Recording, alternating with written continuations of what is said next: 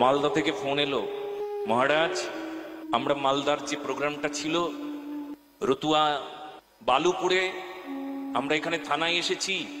বলছে ওনাকে তো পারমিশন দেওয়া যাবে না, অন্য কেউ হলে পারমিশন দিতাম, ওনাকে পারমিশন দেওয়া যাবে না। ওরে কার ক্ষমতা আছে ভারতবর্ষের মাটিতে ভাগবত বন্ধ করে দিতে পারে?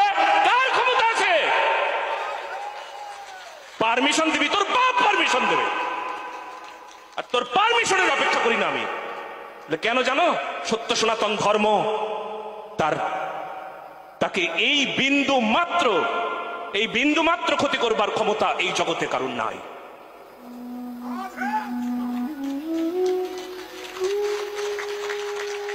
তোমার পারমিশন চাই, তুমি পারমিশন দেবে না কেন? কেন পারমিশন দেবে না? পাকিস্তান করবে নাকি? বাংলাদেশ বানাবে? মালদাটাকে বাংলাদেশ বানাবে? প্রথম বাংলাদেশ তৈরি করবে, মালদা থেকে শুরু করবে। পারমিশন দেবে না।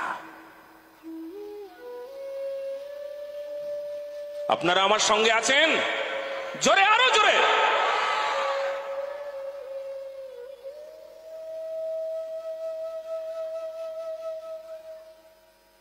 এই জগতে কারোর ক্ষমতা নাই সত্যকে চেপে রাখার। আচ্ছা বাবা, আপনারা বলুন তো, আমি কেমন কোন সম্প্রদায়মুখী কথা বলেছি কি? এমন যে কোন সম্প্রদায়কে আঘাত করছি? আমি আমার কথা বলেছি। আমি এটা দেখতে পাই না গোহত্যা, এটা আমি বলবার আমার অধিকার। রাস্তায় কেটে কেটে রেখেছে, এটা আমি দেখতে পাই না। এটা দেখার কথা না আমার, দেখার কথা। রাস্তায় কোনো প্রাণী হত্যা চলবে? এটা কি নিয়মের মধ্যে পড়ে?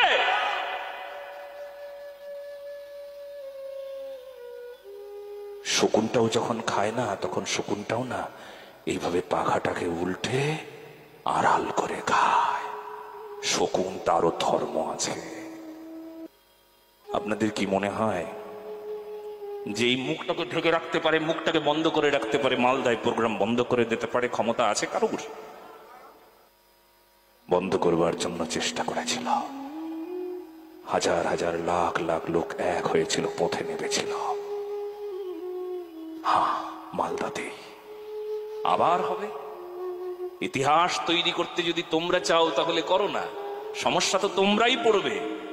বিপক্ষ অধর্ম তোমরাই তো সমস্যায় পড়বে। আমাদের কিচ্ছু হবে না, কিচ্ছু হবে না, কিচ্ছু হবে না, আসলে তোমাদেরই সমস্যা হবে। জেনে রেখো, যদি ধর্মের উপর কেউ বাধা দিয়েছো, সমস্যা তোমার তোমার তোমার। ধর্ম রক্ষায় যদি কেউ বাধা দিয়েছো, সনাতনীদের জাগ্রত করবার জন্য কেউ যদি বাধা দিয়েছো, সনাতনীদের এক করবার জন্য কেউ যদি বাধা দিয়েছো, তাহলে সমস্যা তোমাদের হবে, আমাদের কিচ্ছু হবে না।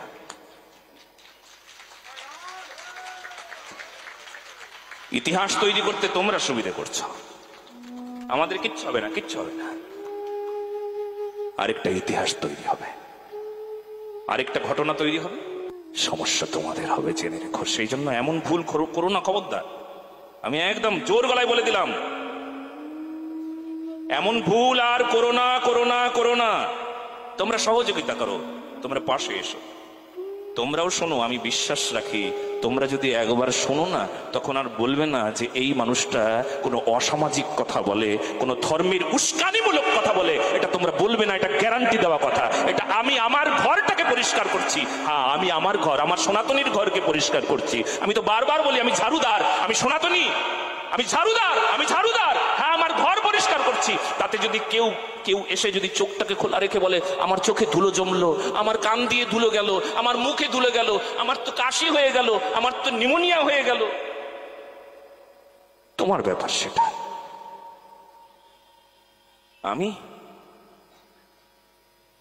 আমি তো ঝাড়ু দেবই, আমি ধুলোগুলোকে পরিষ্কার করবই, আমাদের ঘরের ধুলোগুলোকে আমি পরিষ্কার করবই করব।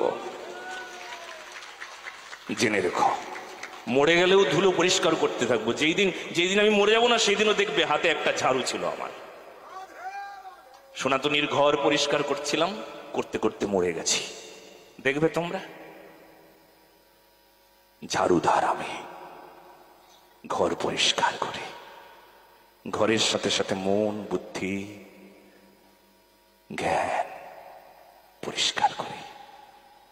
সনাতনী শক্তি নিয়ে করি, ভাগবত গীতা রামায়ণ দিয়ে করি, মহাভারতের পৌত পবিত্র কথা দিয়ে করি, উপনিষদ বেদ তার শক্তিতে পরিষ্কার করি। কত মানুষের হৃদয় পরিষ্কার হয়ে যায়। হ্যাঁ, আর এক পক্ষ মনে মনে ভাবে হায় হায় কি হবে কি হবে। সব এক হয়ে গেল যে, দলে ভারী হয়ে গেল যে, পাল্লা উপর দিকে উঠে গেলাম যে, কি সমস্যা। যদি বাঁচতে চাও তোমরাও এসো এই দলে, তবে দেখবে দলটার নাম কোনো দল এমন দল নয়, দলটার নাম সত্য সনাতন। বলো না গো রাধে রাধে।